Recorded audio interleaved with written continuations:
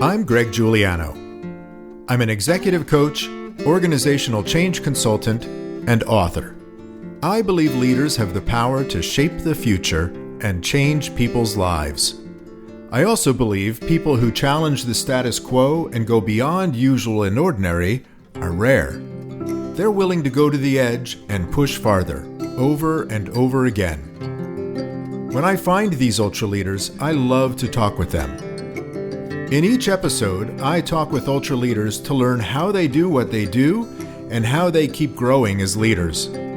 I promise you a full dose of ultra leadership from other ultra leaders just like you in every conversation. We're at the edge of another episode. Let's jump in. Welcome to another episode of Ultra Leadership. My guest today is Ellen Sluder. Ellen is the Chief Marketing Officer for Smartphone.io, a leader in SaaS telecommunication for high-growth businesses. Ellen oversees brand and marketing strategy, demand and lead gen, customer success, client communications, and strategic partnerships. She leads teams in the United States, Romania, and the Philippines, so there's probably some really great nuggets to ask her around leading globally dispersed teams. She's endlessly fascinated by the intersection of people and business, one of the reasons I wanted to talk with her. She's spent her professional career focused on brand and marketing communications. In addition to her work, she also serves on 2 alumni executive boards. She's also a member of the Forbes Communications Council and a Facebook Power Admin and certified community manager. She manages several highly active online communities in her free time, bringing together her passions for human connection and technology. She lives in the suburbs of New York City with her husband, 2 daughters, a cat, a dog, and 2 guinea pigs. Sounds like my house. So there's a lot going on. I am so excited to talk to you today. Welcome, Ellen. Thank you. I'm so excited to be here. Thanks for having me. Absolutely. So let me jump in where I'm really interested. Let's start with this. You've been leading teams. You're leading globally dispersed teams. So what's the behavior or practice of all that in your mind that if every member of the team did this, it would elevate the performance of the team? I think one of the things that's most important for us is it's one of our core values is transparency. So it's really about the communication. So not only are we globally dispersed, but we are 100% remote. So where we meet most often is in the virtual and digital realm. Often it is Zoom, it is human, it is live, but we do a lot of collaboration online. We have a lot of collaboration tools. And so the thing that's most important for me is that nobody is off in the corner quietly by themselves doing something and gets too far down a path without input from other people or without oversight in some way. So we really encourage everybody to come together, whether that's on Slack, we use a tool called Podio as our project management and workflow management. And so we want to make sure everybody's in the communal space as much as possible. Mm-hmm. How do you align people around the concept of collaboration and what that means? Because it can mean different things for different people. You and I could say we're going to collaborate. And for me, that means I'm going to show you my finished product and you're going to give me a thumbs up. And for you, it means we're going to do it all together all the way through. So how do you get to a common understanding of what do we mean by collaboration? Yeah, of course, there's always sort of leading by example. When we hire people, we are looking always for some level of independence because we're not together in the same space. You have to be able to work independently, but we have to always check in. So I have this structure in my teams. It's priorities, projects, and tasks. So priorities are set on the quarterly level. What are we going to commit to? So for now, we're aiming for June 30th. What are we going to commit to for the end of Q2? What does that mean in terms of projects? And then each project has tasks, and tasks are daily or weekly. So when we start that, we do that kickoff. We do a quarterly kickoff for the priorities, but the projects is where it really comes into play, that idea of collaboration. So this is what we're going to be accomplishing. This is the end goal. This is your role in it. These are the things we're going to need you to produce. And then the tasks are the deadlines and the handoffs between people. So we really rely on technology a lot to do that. But then everybody has to be personally accountable for that work in between.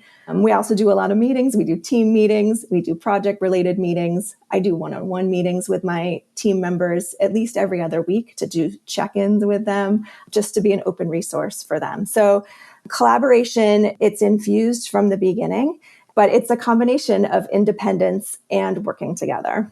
I love, so you mentioned so I have the ABCs of leadership and change leadership, right? So aligning people, building bench strength, coordinating action. So you spend a lot of time as a leader, it sounds, really making sure that everybody's aligned.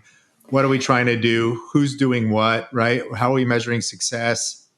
And then on my weekly meetings so I have two teams, like the marketing team and the success team, which operates kind of like a sales team. And I do weekly meetings with all those teams. And we come back to those projects and priorities. I don't look at the tasks with everybody, Right. But we do priorities and projects on all of our meetings to make sure that we are on track. So it's not set it and forget it. Right. But what's cool that I like is that because of your focus on creating and maintaining alignment, the coordinated action, all the tasks and stuff, people can see what we're trying to do, what's important, and really shape their work and say, oh, I've got this, I've got this. So all the tasks of who owns what, the team figures that out because you've spent the time making sure that everybody's aligned at the front end of something. And then you kind of get out of the way. So the B is building bench strength. And I know that you have a lot of experience of building marketing organizations from the ground up. And there's not just the processes and this, hiring and all that, creating the marketing, the aspect of it, but there's the cultural piece around that of building a culture in a marketing organization and in an entire organization. So maybe you could talk a little bit about that B of my ABCs, because you're doing culture shaping work all the time. So how does that happen? So culture is so interesting for us. So our target audience, we have international clients, but mostly our target audience is the US. And I really, until this position, kind of took for granted that there is a culture that's just a business culture. But now I see how the Romanian team works, how the Filipino team works, and realizing that we have to create one culture within smartphone as the company that's going to allow us to achieve our goals. And it's one of the things I love about, we have 3 partners who are amazing. They're very, very focused on culture. They believe in brand, and they understand that brand is a foundational piece of culture. What do we stand for? Who are we? What is our promise that we give to the world and that we turn around and give to ourselves? And so for us, we have a guiding light. It's called Connect Human. It has a little play on words because we're a telecom company, so we're connecting other humans. But for us, it's very important for us to be human with our clients. They can reach us. They can talk to us. We have live support for them. But also within our company, it's very important for us to see and understand each human. And we repeat that a lot. And we talk about transparency. We talk about really honoring the individual human. There are certain positions that have to have face time. It's the nature of servicing clients for the product. But for those that don't, we work with them for flex time. A lot of our Filipino team works overnight. We have to be sensitive to them. We don't schedule meetings outside of their working hours because it really messes up their sleep schedule. And then we also do things with the company that stands behind that human aspect, which is we give them a stipend to use for a gym membership or for something that's wellness oriented. Again, in the US, we have very flexible leave policies. We're really focused on performance and not on like any kind of vanity metrics of showing up. It's more like, did you get your tasks taken care of? Are you a responsible adult? But going back to your culture piece, culture is not something that you set and forget. It's something that you have to keep coming back to. So whenever we start a new project, we go back to that brand. What is it going to mean to connect human in this way? What is it going to mean for us to be transparent if we do this? What's it going to mean? And we take those values, and even we had this big, I run all the we're software. I run all the documentation, right? And we wanted our documentation, at one point when I first started, I was writing it, and then we have a documentation manager, and things have and then the tool itself evolved, and now there's more formatting options. So we have to redo our documentation so that it looks consistent.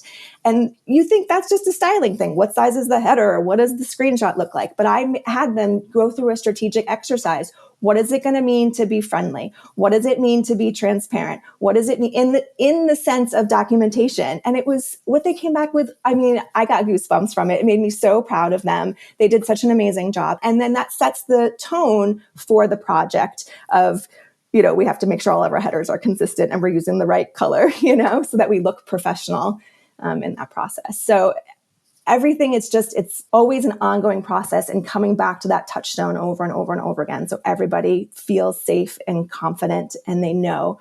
And I trust them to do it without me too, because we've done it so many times. That kind of intention is important, right? For the individual, for the team, for the company, being very intentional about the experience we want to have while we're pursuing the result that we want to achieve.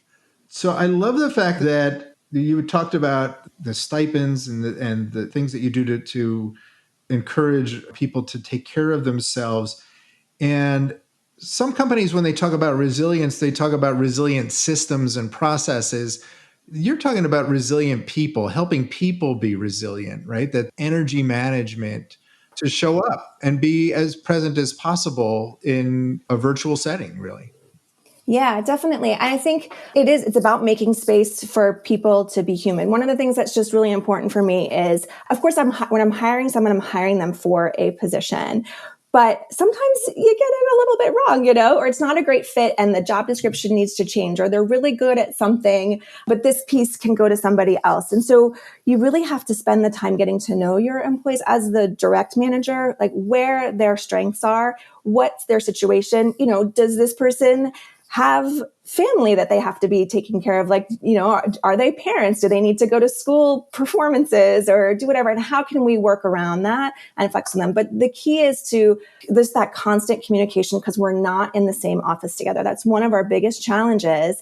And I think for me, like, that's why I meet every other week with every single team member to just say, this is your time. How are you doing? What's going on in your life? Because in other work environments, those things they kind of happen. Those conversations happen. Right. And also, but I kind of love it because some of my quieter team members, like our graphic designer, for example, like even if I was in an office with her, I'm not sure how much we would chat. It's just her nature. And so this way she's forced to tell me how she's doing in a very friendly way on a regular basis. So It's really about seeing the individual and seeing their potential and trying to be committed to unlocking that potential within the person and not being like, what can you do for me? But seeing it's a fit, right? So how do we make the fit right? And how can we adjust the fit so that everybody can be the best employee? That's what everybody wants, right? They want to do a good job. Absolutely. So on behalf of your team, thank you, because the kind of leadership that you are talking about is really powerful, that you're communicating the value of people intrinsically. So you're building relationships. It's not just about the transaction. It's not just about, can you produce the deliverable? The value is, no, I value you as a person. And both. Sadly, that's not the norm. I have to teach some leaders how to do that. Yeah. Well, I think sometimes you feel measured by the success of your team. So you want them to produce because then it reflects well on you. But, it's really which is the cart and which is the horse. If you have a happy, motivated workforce who feels seen and recognized and that what their talents are and you match the talent to the right project, like that is the team. That is the horse.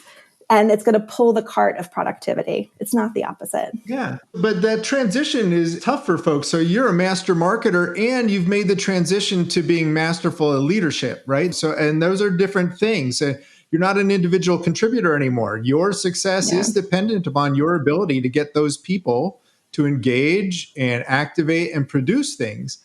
And so I'm curious about your development in building those muscles to make that transition from master marketer to leader. How have you done that? What's your development journey been like? And how do you keep growing as a leader? Yeah. So, certainly big pitch for coaching. Although you and I have not worked directly together, I know you do great work. And I just really believe in the coaching process. Self-reflection is the number one thing that you can do to grow yourself as a leader. Take time. And it's not to get that feedback, to get feedback from other people, to just think about it, to ponder it. Not enough people do get focused on that productivity, and they're not thinking enough about the process or what it feels like for everybody involved.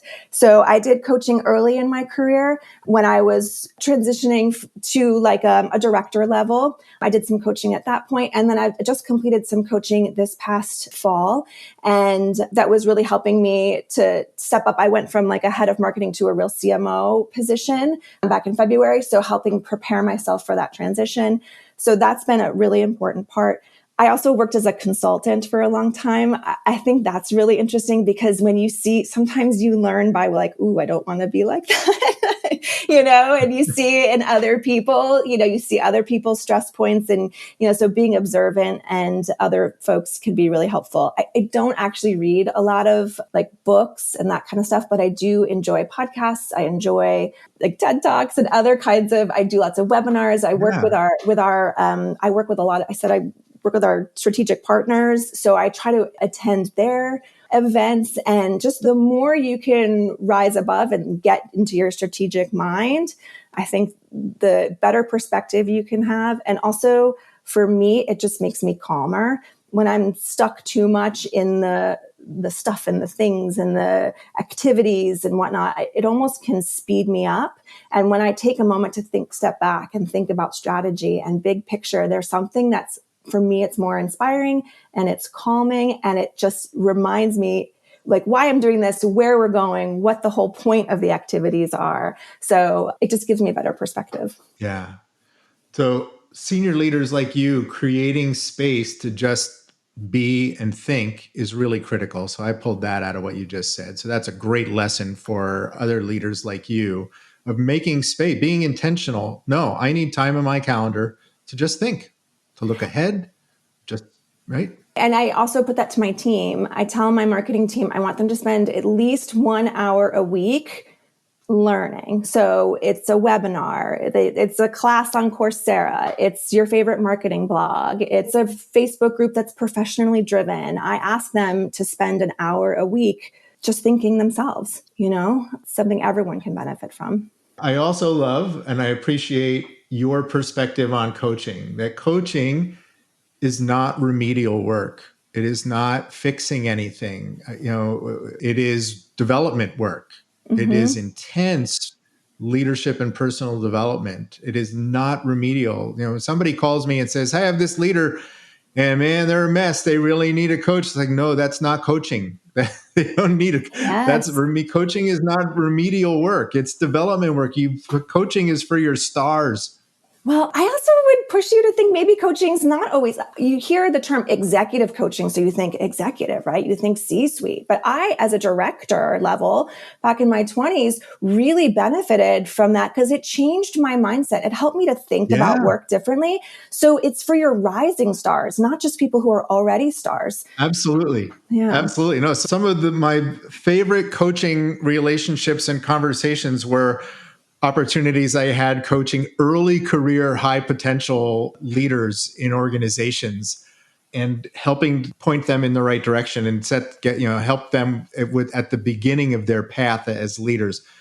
It's an amazing investment for organizations to make, and the return is going to be incredible. And it's something that, again, I love my leadership team. It's something that they're committed to as well. We actually have a trainer on retainer, and we don't do some people get one-on-one coaching, and that does tend to be more the leadership level, but we do classes. So we did one, I think I mentioned this to you before, but we did it on social styles where we all got to learn, it's 4 quadrants. It's very basic, but it created a really fun language for us. Again, it takes you out of the activities and tasks for a moment, allows you to take a broader perspective on things. We have a leadership academy inside of our company that is teaching the people who are going to be rising up to second level managers, teaching them some of the basics of communication, of how to handle conflict, how to have difficult conversations, some of these things that you can learn by doing, but you also can be taught. So let's accelerate that process. Let's get that in. So coaching and having a leadership mindset is something that's very much a part of our culture. I love it. So there was all my ABCs. You covered them all. Well, it's perfect formula. You're aligning people, you're building people, you're coordinating action. I love it. Touchdown. Ellen, this has been great. So I like to end meetings and coaching conversations with an expression of gratitude. I am really grateful for you being here today. I'm curious, in your life, what are you grateful for today? Oh, well, I'm always grateful for the opportunity to talk about these things at a broader level. And I've said it probably too many times already, but I am so grateful for my leadership team who is committed to personal growth. So to have this space and this time and to have it be a priority for us to have like a little bit more of an intellectual conversation and to come to a common understanding, that's just been really, really powerful. And it empowers me to then be able to lead my teams better. So I'm super grateful for that. Thank you. Thank you for sharing that. This has been fantastic. I'm sure everybody who's listened has gotten something out of it. I've learned a ton. I really appreciate your time, sharing your wisdom. Thank you. Thank you. Thank you so much. This has been great. Thank you so much. All right. And thank you for listening in to another episode of Ultra Leadership. Until next time, thanks. If you're enjoying Ultra Leadership, please take a minute and give us a review wherever you find your podcasts. And please stay in touch. Sign up for our Ultra Leadership newsletter at ultraleadership.com. Now, before you jump to your next meeting, I invite you to reflect on what you heard today. What stood out for you?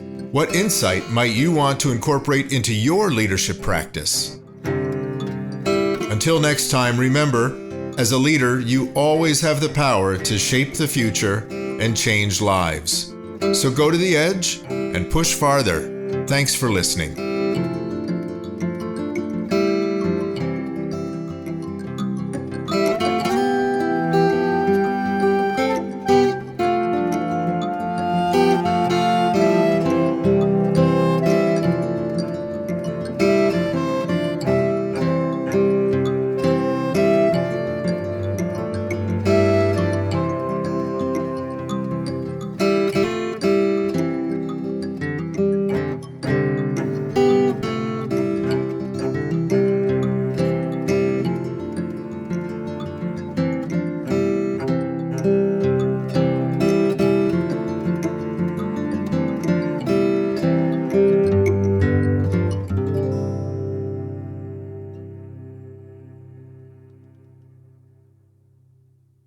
This is thepodcastfactory.com.